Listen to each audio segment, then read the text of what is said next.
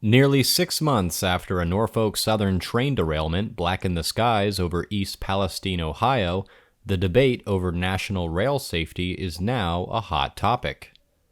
There's about 135 active miles of rail in Lancaster County that at any point can be carrying hazardous material. But getting real-time information on those materials is nearly impossible because, in a post-9/11 environment, railroads aren't required to share that information. Lancastrians are particularly concerned about what is on the trains that run through their communities and what happens during an emergency. We spoke with Dwayne Hagelgans, Emergency Management Coordinator for Manor Township and Millersville Borough, to get some insight into local rail safety and the emergency response process. The first thing we would do, obviously, is we would have what we call a box alarm. So a certain amount of engines down along the river here. Typically, we bring in tankers for water, and we may bring in rescue trucks and aerials, depending on what the situation is, to respond to mitigate the situation. Typically, what they try and do is get the train's manifest. The train's manifest is typically in the front of the train and at the back of the train, if they can get access to it. A lot's going to depend on, is the train upright, is the train on fire, and they're going to try and get that manifest, which will list each car and what's in each car. Emergency responders can also access hazardous material manifests through the Ask Rail app, which was developed in 2014 by Class 1 railroads like Norfolk Southern and Amtrak to provide real-time data. The app, though, is not mandated to be used by responders, and since the East Palestine disaster, questions have been raised about the effectiveness of the communication system. The app is one of the possible solutions, right? It's one place you can look.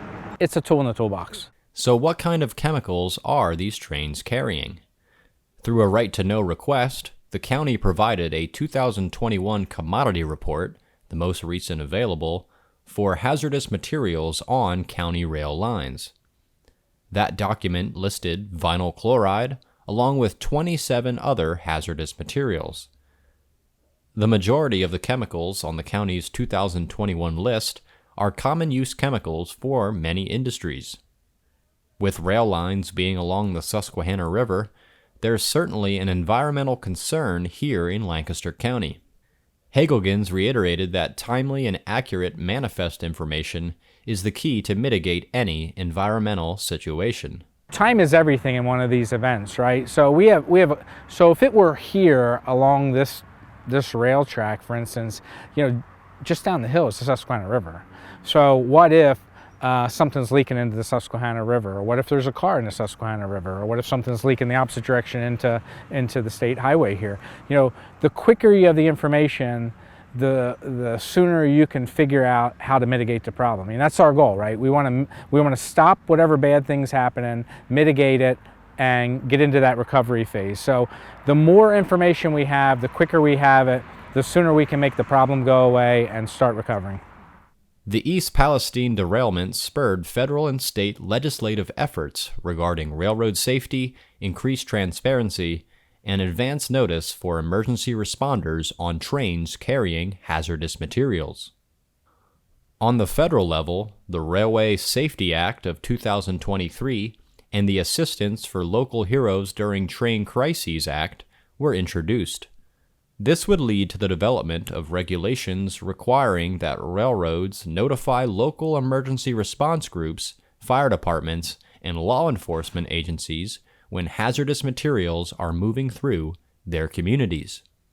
The U.S. Department of Transportation's Pipelines and Hazardous Materials Safety Administration proposed a rule, June 21st, that would require all railroads to immediately send the details of everything on their trains to every emergency responder within 10 miles during an emergency.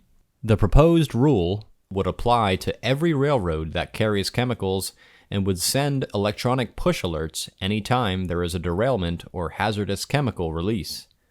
At the state level, House Bill 1028 proposes several measures, including creating a database of hazardous material being transported through the state on railways that would be accessible to emergency management agencies.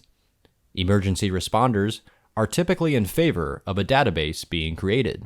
A database is good. Who's getting the information? How are they pushing the information out? In Lancaster County, for instance, of our 60 some fire departments, you have 2 that have career personnel and the rest are volunteers.